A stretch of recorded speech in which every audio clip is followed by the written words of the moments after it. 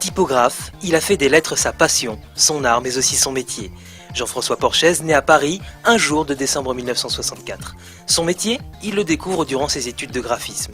Se considérant comme un designer, il est l'auteur de nombreux caractères de célèbres marques. Air France, Peugeot, La Poste ou encore Louis Vuitton, pour ne citer qu'elles. Portrait d'un vrai passionné qui ne se voit pas faire autre chose de sa vie. Jean-François Porchaise, comment vous êtes tombé dans la typographie? C'est un peu du hasard, car en fait, j'ai commencé des études de graphisme et durant ces études de graphisme, je me suis aperçu que le dessin de la lettre, la typographie, la calligraphie avait un intérêt. Et vous rêviez de quoi quand vous étiez petit? De rien du tout qui a un rapport avec la typographie. Je n'avais pas de rêve particulier.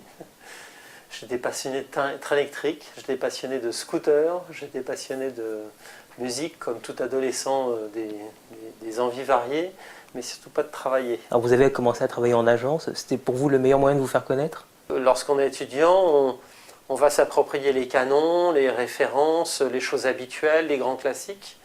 Et d'un seul coup, quand on arrive dans une agence de design contemporaine, on nous dit dessiner de la typo pour des yaourts, pour du parfum ou pour une compagnie d'assurance. Là, c'est plus forcément les canons de Claude Garamond qu'on va prendre, mais autre chose. On est obligé de tout mélanger. Et d'une certaine manière, ça va remettre en cause tous les acquis qu'on a auparavant et de se dire, tiens, finalement, tout ce que j'ai appris, ça ne sert pas forcément d'une façon directe. Il va falloir que je fasse ma sauce. Après l'agence, vous créez votre propre affaire. Un besoin d'indépendance? Clairement, puisque j'avais des projets qui allaient au-delà de ce qu'on me proposait dans l'agence où j'étais. J'avais été voir à ce moment-là le journal Le Monde pour leur proposer un nouveau caractère typographique, proposer une nouvelle création à un quotidien national de cette envergure, me forcer en quelque sorte à sortir de l'endroit où j'étais bien, dans un endroit cosy, bien organisé, où tout était servi sur ma table chaque matin à faire pour le lendemain ou la semaine suivante. Là, il a fallu évidemment sortir de ce système-là et voler de mes propres ailes. Justement, pourquoi proposer à un journal comme Le Monde un nouveau caractère? Le quotidien Le Monde utilisait à l'époque un caractère qui s'appelle le Times. Le Times est un caractère conçu spécifiquement pour le journal Le Times en 1932.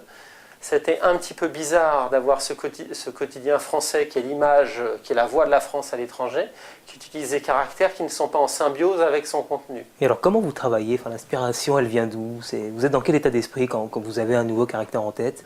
La création de caractères elle-même, et c'est juste quelques semaines, quelques mois, mais parfois c'est des choses qui vont mettre des années de maturation avant d'arriver à dire que les formes sont les bonnes et c'est bien comme ça qu'il faut le dessiner. Et c'est quoi votre univers, vos inspirations, vos influences?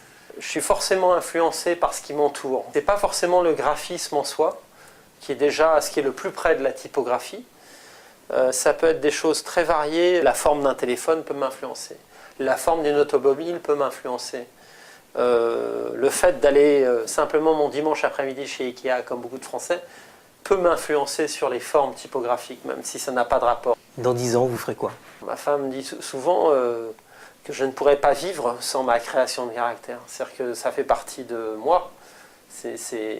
On ne peut pas séparer le créateur de la personne. Ça forme une seule chose.